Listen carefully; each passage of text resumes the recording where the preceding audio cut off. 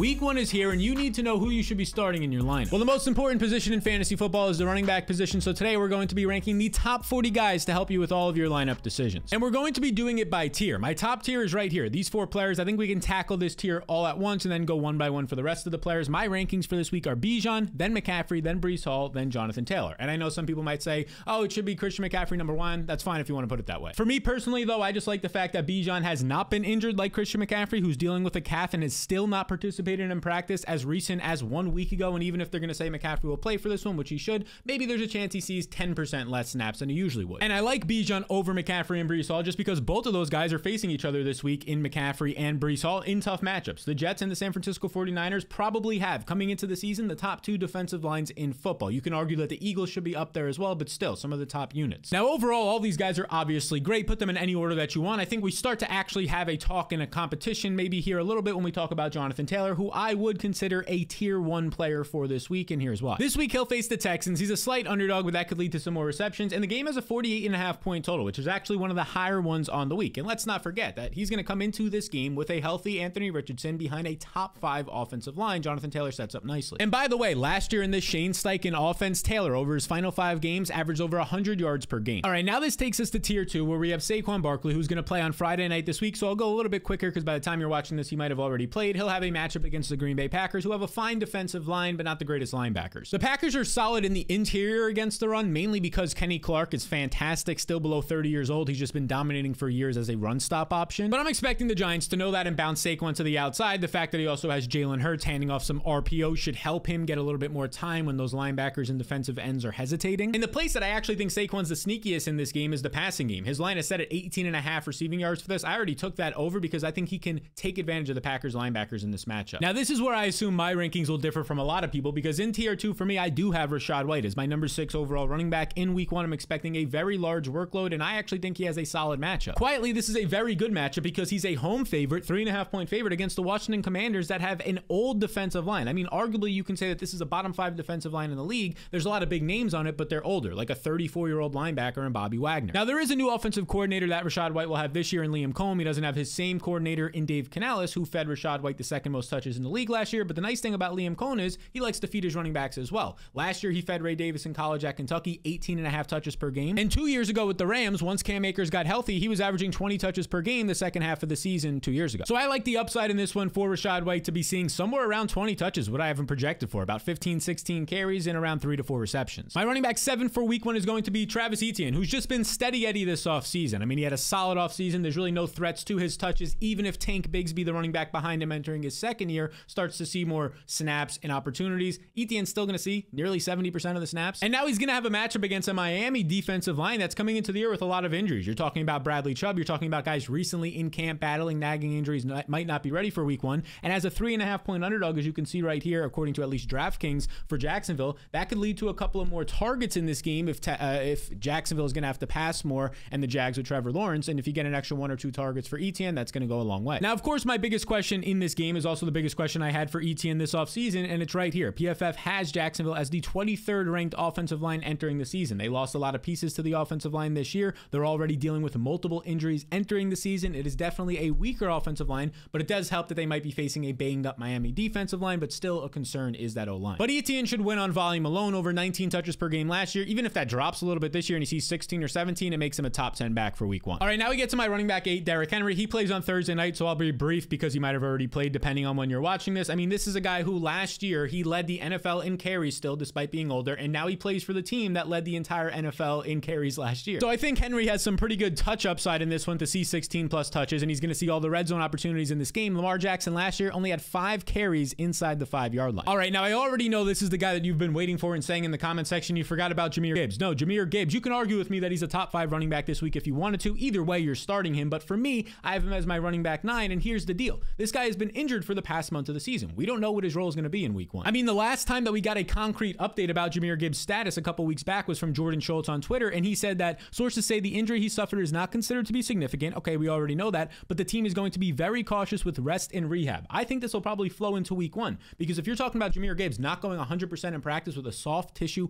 hamstring injury and then going 100% in week 1, there's going to be re-injury risk. I think instead they might limit his role. Maybe he'll see 20% less snaps and touches than he normally would because they have a very capable back in David Montgomery. Montgomery in this backfield, who averaged 80 yards per game for this team last year and was their running back one to start the season. Oh yeah, also had 13 touchdowns. Everything else for Gibbs looks great though. The offensive line is #1 in the league. His offensive coordinator Ben Johnson's coming back. Gibbs himself is great, but that injury alone is enough to dock him a couple spots. You're still starting him though. We're still in tier 2 here with my running back 10, and this is one of my favorite starts on the entire week. James Cook is somebody you probably took in like the 4th or 5th round of your fantasy draft. He is one of the best. He's a top 10 player for me this week at the running back position. He has one of the best matchups on the entire week. I would actually argue that it is the best matchup on the week. First off, he's a 6-point favorite at home. Anytime you're a favorite in general for the running back position, that's great. It might lead to more overall opportunities, and his team is projected for 27 points, which is up there as one of the top 3 teams on the week, so they're supposed to score a lot more, meaning he has a better chance at a touchdown or 2. But not only that, if we pull up the matchup right here, he faces the Arizona defensive line that I would argue right now as we're entering the season, if they're not the worst defensive line on paper in the league, we'll see what happens week 1 when they actually get on the field, and they're definitely a bottom 3 unit, so a nice matchup for running lanes. And this is a guy in Cook who is kind of disrespected. Finished top 5 in rushing yards last year, over 1,100 rushing yards, over 400 receiving yards. This guy finished top 5 in total yardage last year, nearly 1,600 total yards, and it's like nobody even cares, and he's going to be on, oh yeah, another top 5 offense this year in Buffalo based on what they're projected for points-wise in 2024. So as a 6-point favorite with a high team total and a good matchup, you're starting James Cook. He's a top 10 player this week, of course. Now, before we get into my next tier of players, and there's a ton of guys who you probably don't think you should be starting, but you definitely need to be, I just want to let you know about the Fantasy Blueprint. A lot of you already have it. Actually, 15,000 of you already have it, but here's the deal. If you want the Fantasy Blueprint, which comes with every single tool you need during the week, waiver wire tiers, rankings, projections, matchup notes for every single fantasy player, and more, well, all you got to do is click the link in the description below, and then you can get the Blueprint risk-free this year if you sign up through one of our 2 partners. They'll be linked up on this page. And now, what does that mean, Sal? Risk-free means it's a one-time payment of $10 when you sign up through our partners. And if you don't make your fantasy playoffs, I refund that one-time payment of $10. Again, over 15,000 people have access to this. You can too with the QR code on the screen. They're the tools that I use in all my leagues as well. Or you can click the link in the description below to get access today. And I have to let you know that one of those partners is Underdog, and they do have this free pick of a half a total yard for Travis Kelce for Thursday night's game. I already took this play. I put it in the Discord as well. You can see it right here. Kelce, his over half a total yard for obvious reasons, and Derrick Henry to score a touchdown. You can 3x your money again on that. If you just want to take the play, you don't want the Blueprint, you get the Blueprint as well though. You can just use the code SAL on Underdog, but there are Fantasy Draft Guide sponsors, so go ahead, you get the Blueprint and you get that free play. And look, I know there's a decent chance you're watching this video after Thursday's game, so you can't take advantage of the Kelce prop. Well, don't worry about it. Look at all the promotions they're doing this week. They're having a Friday mystery promo, which I already know who this is. It's a player in that game for a free promo. And then for Sunday's game, they're having a Dak Prescott promo. So basically every single day that there's football games, you can get a free play this week on Underdog. So you get the free play no matter which day you're signing up, and the Blueprint. Again, go get it. Link down below with the QR code on the screen. All right, we're close to finishing up tier 2. It's a big tier, and we're going to go to the veteran Joe Mixon, who's going to make his debut with the Texans against a Colts defensive line that you can win against. Look, I won't lie. On paper, the Colts defensive line is good, but they do have some younger players that might actually be better as the year goes on. So if you're going to face this team, at least week 1 is probably the time for Mixon to see them. He'll see them again since they're in the division later on in the year, but it honestly doesn't matter. He's going to be out there in all situations. The veteran is trusted in passing down situations,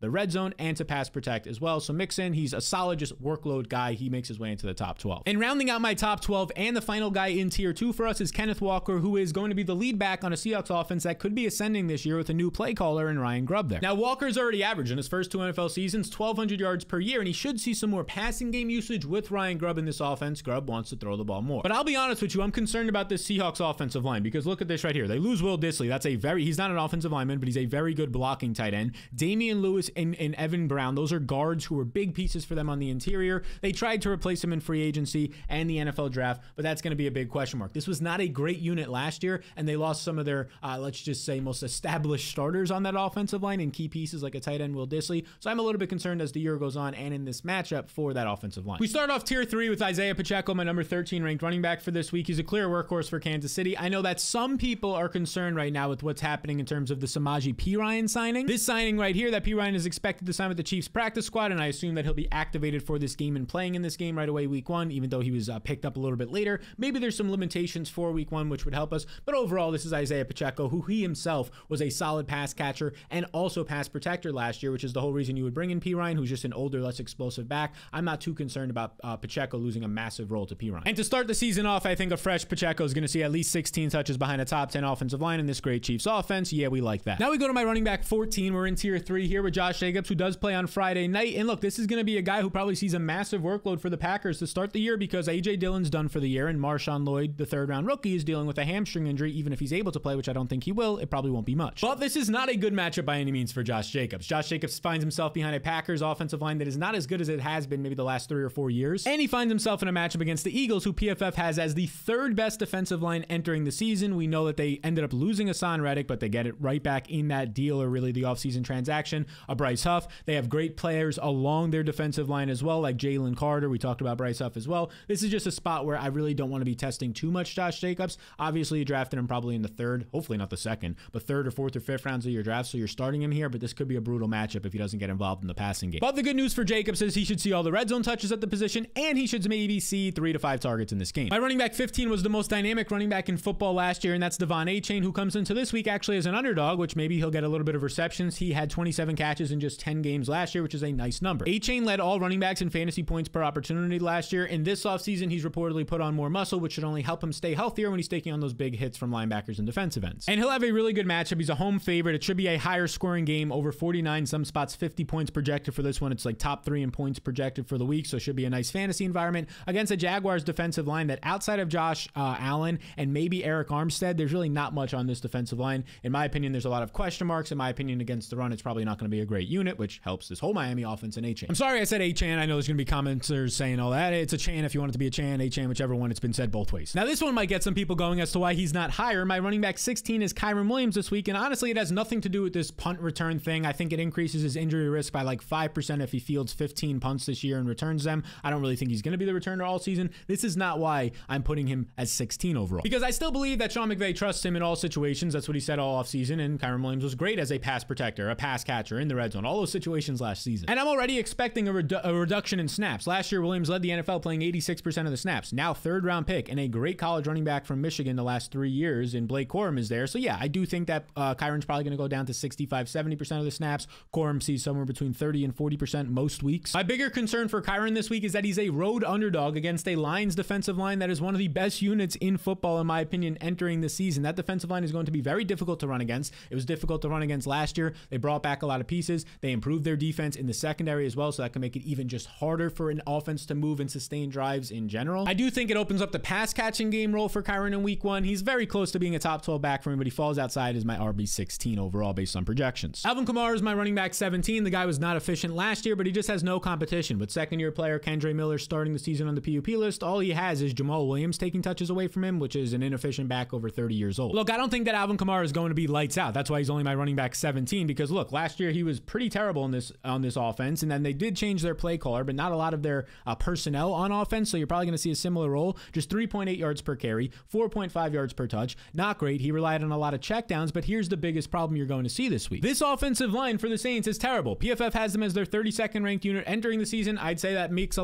lot of sense. They're up there probably with the Patriots. I would say they're a worse unit than the Patriots entering the season and dealing with some injuries as well. Losing Ryan Ramczyk for the entire season is a massive blow to an already bad unit. It's not the spot that you want to be. Now, he is a favorite, so maybe he sees a couple extra carries. He does have a nice matchup against the Carolina Panthers. Outside of like Derek Brown in the interior, there's not many run stop threats on this team, especially now that Brian Burns is no longer on the team, now a member of the New York Giants. So the matchup is what helps Kamara. The fact that there's not an overall big change in personnel, so you could still see some dump offs, and the bad offensive line could lead to more dump offs in the passing game. He's a top 20 back. We're still in tier 3 here with my running back 18, and it's Aaron Jones. As long as he's healthy this season, most weeks he's going to be a top 20 to top 24 back, but I really don't like his week 1 matchup. Now, it should be a close game here. You can just see a 1-point spread, but he's going to have to go on the road against a Giants defensive line that we talked about Brian Burns just leaving the Panthers. Brian Burns is now on this Giants defensive line. There's Dexter Lawrence there as well. This is one of the top defensive lines and is going to be very difficult to run against. Now, the good news for Aaron Jones is he actually has a solid offensive line. If you're talking about the Vikings offensive line, one of the most underrated units. Christian Darrisaw is one of the best left tackles that you're going to find, the best tackles overall you're going to find in football. And then they also still have Brian O'Neill, who's a very good right tackle. Now, their guards, which is their interior, is a little bit sketchy. Jones will have to win by getting to the outside, which is probably what they're going to want to do with his skill set anyways. So Aaron Jones entering week 1, because of the quality offensive line he's behind, and since it's the first week of the season and he's actually healthy, he's a top 20 back. My running back 19 in tier 3 is David Montgomery, and we kind of already talked about him from the beginning. I think we're going to see an increased role week 1 against the Rams, which is a decent to a great matchup in my opinion, because of the fact that Jahmyr Gibbs is not going to be 100%. That's at least my opinion. Even if it's a 10 to 20% dip, that directly benefits David Montgomery. That's why he gets into my top 20, but that's not all. Because as I mentioned, they're facing the Rams as home favorites for David Montgomery, which is very good news. And this Rams defensive line used to be known as like, oh, this great defensive line because Aaron Donald's there. Aaron Donald is no longer on this unit, and because of that, there's a lot of question marks, and arguably one of the worst defensive lines, especially when we get to the red zone. That great offensive line of the Lions is going to have a massive advantage. This is without a doubt the biggest offensive line versus defensive line advantage on the entire week, in my opinion. The Lions O-line versus the Rams D-line, that's going to help David Montgomery. Now, my running back 20 and my final guy in tier 3 is going to be James Conner, who's been one of the most consistent running backs in football the last 2 seasons, having a top 5 finish towards the end of the year last year, those final 7 games in fantasy for James Conner. Now, he opens week 1 against the Bills defensive line that doesn't have a lot of standouts, especially now that Matt Milano, their linebacker, one of the best linebackers in the NFL, is banged up and hurt. But the downside is he's a 6-point underdog. He's a 6-point underdog, which means maybe a couple less carries. Instead of a 16 carry game, might only be 10 to 12,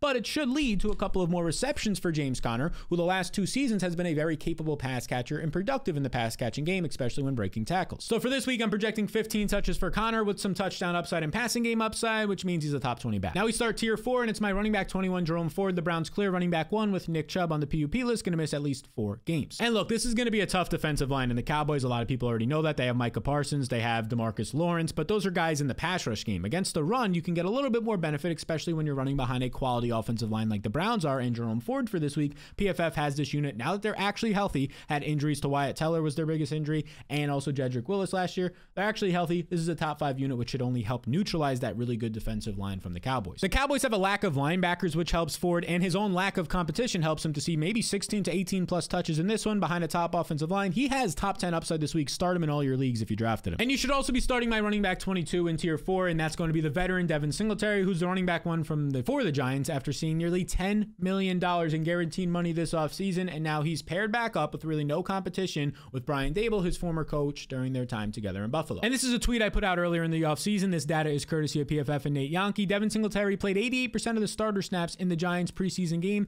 and handled all 10 of the carries with the first team offense. Look, this guy is the clear running back 1. Now, that's a small sample of about 20 snaps that he played, but that's still like half of a game's worth of snaps where he was the RB1 playing 88% of the snaps. He sees anywhere near that usage week 1, he's going to definitely be needed in your starting lineup. And just keep in mind, this is a veteran that Brian Daboll, his former coach, does trust in all situations, is going to put him on the field, especially week 1 over his competition, a 5th round pick in Tyron Tracy. There's a good chance for 20 plus touches week 1 for Devin Singletary. And maybe good chance isn't the right word there. 20 touches is a lot, but there's actually a route to him seeing 20 plus touches. I haven't projected for 16 this week, so yeah, there's a good chance he could see 20. Now, my running back 23 takes me to Najee Harris, who I really wanted to get close to being a top 20 pick or a top 20 player. Either way, I think you should be starting him week 1 because his backfield running mate, Jaylen Warren, who I'm very high on this year, is coming off of a hamstring injury like a Jahmyr Gibbs and might be limited, meaning more potential work for Najee Harris. And Najee has a beneficial matchup. Even though he's on the road as an underdog, he's going to be facing the Falcons, who have an older defensive line. They kind of have a lot of question marks along that defensive line, and I think the Steelers' offensive line has a massive run blocking advantage and even pass blocking advantage in this one.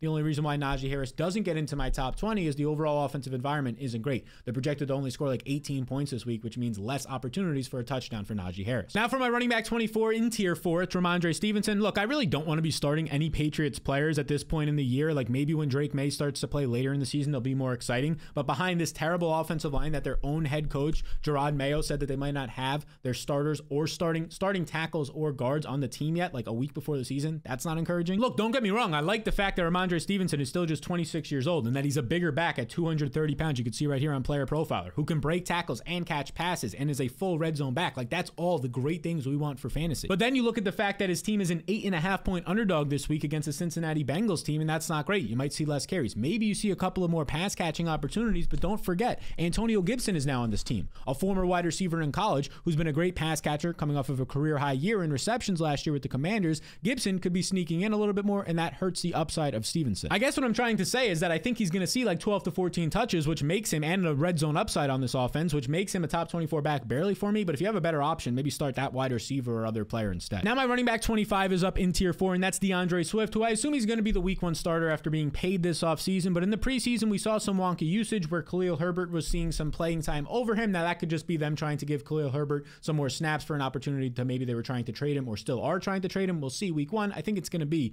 DeAndre Swift though. There's also some chatter that Swift was dealing with some minor injuries, which would explain things. Now he's going to be a home favorite week 1, and which should be a good Bears offense against a Titans defensive line that outside of Jeffrey Simmons, there's not a lot to worry about. So basically Jeffrey Simmons is on the interior for the Titans on that defensive line. So if you run to the outsides, which is kind of DeAndre Swift's game anyways, he should be fine. It also helps that the Bears had a quality offensive line last year that should be better this year due to their young tackles in Braxton Jones and Darnell Wright. Now the real concern for Swift comes down to what happens with the Khalil Herbert usage. Also the fact that Roschon Johnson is there on this team as well, might come in on some passing down situations and in pass protection. So there's 2 other running backs, and Caleb Williams, like we saw in the preseason, can create with his legs, which if he steals a rushing touchdown touchdown or even just 15 to 20 rushing yards instead of checking it down, all these things do hurt Swift. That's why he's outside of my top 24 backs. All right, now we're kicking off my tier 5 of my running back 26. It's the NFL touchdown leader from last year on the Miami Dolphins. That is Raheem Mostert. But of course, last year was an outlier season. We can't just expect Mostert to, again, have all that touchdowns, more than one per game at age 32 now. And at least myself, I'm expecting a couple more touches per game for hopefully a bigger Devon Achane who's going to hold up more and be more durable. And the team drafted a 4th rounder in Jalen Wright, who looked great in the preseason, actually sat in their final preseason game, showing that he is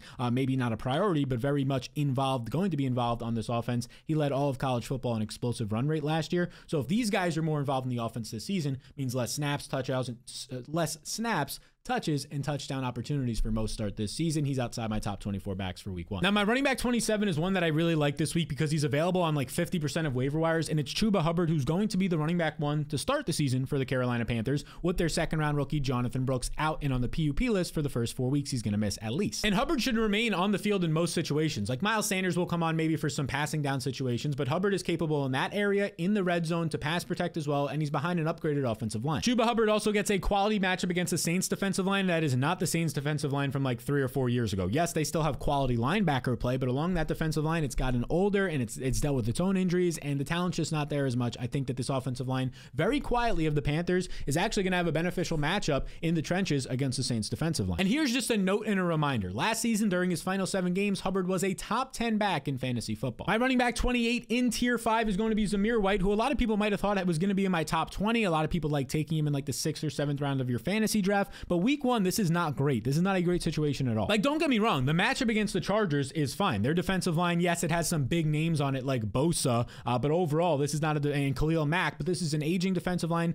Bosa's dealing with injury. Overall, it's not one that's going to worry me. You can run on them last year. You can run on them this year, but here's the concern for this overall game. We know the Chargers want to run the ball. We know the Raiders want to run the ball. If they're going to run the ball a lot, it's going to mean less plays and a slower pace of play and less overall plays in general. So now we're looking at a situation where maybe Zamir White is only seeing like 1 or 2 targets and maybe only 12 carries in this game. If the offense isn't as great as we think, it doesn't get to the red zone a lot. So it's a situation where it's really hard to get a good projection on Zamir White for week 1. It starts to turn into, if he's not scoring a touchdown, it's probably a 13 carry game. Even if he has a nice game, 70 yards or so, you're looking at 8-9 fantasy points. If you add in a reception, that's tough. Running back 29 is going to be from the Tennessee Titans, and that is Tony Pollard, who's going to have a tougher matchup in week 1 because here's the deal. He's facing a Bears defensive line that's a top 10 unit entering week 1, and they have 2 of the best linebackers, probably the best, maybe the best linebacking core in the entire NFL. The 49ers are up there as well, but you're talking about TJ Edwards and Tremaine Edmonds. This is a brutal matchup for the Titans RBs. Now, Pollard should be the week 1 starter, seeing 60% of the snaps or so, but don't be shocked if right away week 1, like they've been saying all off season, the head coach here and Brian Callahan, the new coach of the Tennessee Titans,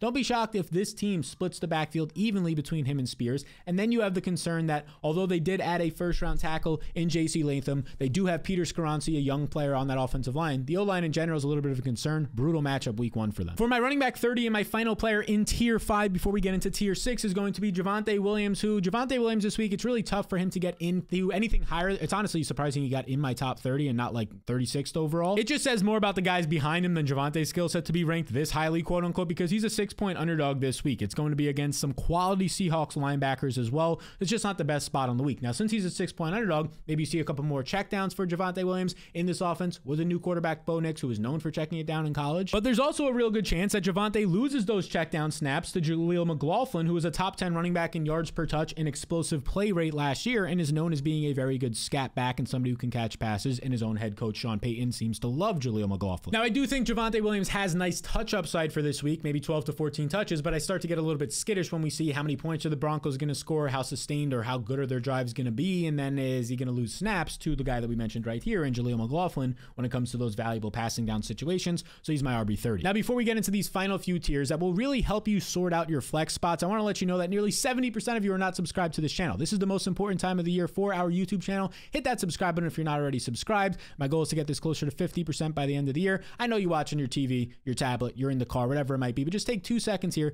That's all it takes is 2 seconds. Hit that subscribe button. It really goes a long way. So if you find this helpful, hit subscribe. We start off tier 6 with both Bengals running backs. I have it ranked Chase Brown and then Zach Moss. That's how I would start them in that order. They're 31 and 32 for me. I think this backfield to start the season is going to be pretty close to like an even split. But as the year goes on, I think the more talented and explosive running back, and that's going to be pretty obvious, will be Chase Brown, who was already a top 10 running back in yards per touch last year and was an explosive player on his limited touches compared to Zach Moss, who wasn't. Zach Moss can get you 3.5, 4 yards per carry, was not a good running back. The final 10 to 12 games of last year was actually one of the least efficient backs in the NFL. And if you're just reading between the lines, it seems like all the hype coming out of camp, especially from his own head coach, Zach Taylor, for Chase Brown is that this guy looks legit. He looks the part. He is an explosive weapon who can now pass protect. He should start to see more usage right away week 1 and as the year goes on. Now for my running back 33 in tier 6, and that's Rico Dowdle, who, look, despite Dalvin Cook signing to the Cowboys, I'm not concerned at all about this. This is still the Rico Dowdle backfield. Because we can't honestly be serious about Dalvin Cook, who's now 29 years old, continues to battle his chronic shoulder injuries, was terrible last year, one of the least efficient backs in all of football. As you can see right here, let's scroll down to it. Last season, during his time with the Jets, just 3.2 yards per carry, 64th amongst all running backs. Now he's another year older, dealing with even more shoulder injuries last season, and here's the deal. He's only on the practice squad as of this recording. Even if he gets elevated to the active roster, I'd be more shocked. I would more likely see him only see 1 to 0 carries or 0 to 1 carries than seeing like 5, 6 or more. I don't think he's going to be impactful. And then you could also make of this what you will, but Coach Speak Index had Mike McCarthy quoted just a couple of days ago saying that there's going to be a lesser role for Rico Dowdle on special teams because of the workload that we need to focus on. He's a complete running back, plays all 3 downs. That's important. They view this guy Rico Dowdle, and Mike McCarthy's been saying this for years about Rico Dowdle, the last 2 years actually in preseason. The dude can pass protect and catch passes. He's going to be on the field, not Dalvin Cook. Running back 34, we're starting to get into those nitty-gritty flex opportunities and who you're starting over who. By the way, we're going to have the wide receiver video out tomorrow. It might already be out depending on the time that you're watching this, the top 40 wide receivers for week 1. But running back 34 is Gus Edwards, who, look, he's going to be playing for the Chargers, so that's beneficial. They want to run the ball. And he's a home favorite against the Raiders, who do have a quality defense, but the Chargers offensive line has 3 first-round picks on it now. So this is going to be a spot, including top 5 overall pick, Joe Alt from this year's NFL draft out of Notre Dame, one of the best tackle prospects we've seen in a while. This offensive line should be able to hold up and find some running lanes for Gus Edwards. I mean, you're looking at this offensive line having Zion Johnson, Joe Alt, and also Rashawn Slater. Some great tackles and overall offensive line play. Now, of course, there's going to be other running backs involved in this backfield. I do think that Gus Edwards, based on the money he was paid this offseason and his veteran presence and health based on compared to J.K. Dobbins, Gus Edwards should be the guy to lead this backfield in the red zone. See 13, 14, 15 carries. I do think Dobbins will be involved. Kamani Vidal, I'm not expecting to really be involved much week 1 at least. So I'm expecting a nice matchup. They're home favorites. 15 carries for Gus Edwards, maybe touchdown upside, makes him a top 36 back. My running back 35 will be Brian Robinson Jr., who in my opinion is the pretty clear early down back on this team compared to his backfield running mate in Austin Eckler. And last year, as recent as last year, this guy was top 10 in yards created per touch. He was dynamic last year. Now he's another year into his prime. I think Brian Robinson is a quality start this week. And now he faces a Bucs defensive line that honestly has some boomer bust talent on their line. They have some younger players who, if they take a step forward this year, it could be a quality defensive line. But right now there's a lot of question marks. There's some aging talent as well on it. So I do think week 1 could be an interesting spot, especially with a mobile quarterback in Jaden Daniels, for Brian Robinson to have one of those 14 carry, 70-yard games, a reception or 2, and then you hope he finds the end zone, makes him a top 36 back. Now we start off tier 7 with my running back 36, and it's Jaylen Warren. Look, most weeks he's going to be a top 30, if not a top 25 back for me, but since he's coming back from his hamstring week 1, they say he's going to play, but maybe they'll limit him 10 to 20 to 30% of his normal role, which is why he's dropping a little bit, but still a flex option. He'll have the same matchup as Najee Harris we talked about earlier against an aging Falcons defensive line that has, like, Ellis is like their best linebacker, who I would say is above average, but outside of that, not a ton to worry about here in terms of run stop. And we know Warren's electric. He's going to win the passing game as well. And I should mention he's going to be in Arthur Smith's offense that's probably going to run 50% of the time, which should lead the week 1 plays overall. And he's going to be in a revenge game, Arthur Smith, if you will, against his former team in the Falcons. And then also it's going to be a top 10 offensive line that Jaylen Warren runs behind. Overall, a nice environment. The only concern is that hamstring week 1 if they limit him. Next up in tier 7 is my running back 37. It's Tyjae Spears. We mentioned everything earlier about this spot. A bad offensive line we talked about with Tony Pollard. It's a tough offensive line here. It's a really difficult matchup against a Bears defensive line and linebacker core. That's great. It's just going to be a mismatch. But the nice thing for Tyjae Spears, he's explosive. He also wins in the passing game. Last season as a rookie, he ranked 5th in explosive run rate, 13th in fantasy points per touch, and was top 10 in yards per touch. He's a flex option this week. My running back 38 is Zach Charbonnet. Look, this guy's a clear running back 2 on his team, so that's not great. There's not a ton of upside from that regard. He never had more than than 10 touches in a game where Kenneth Walker was healthy last year.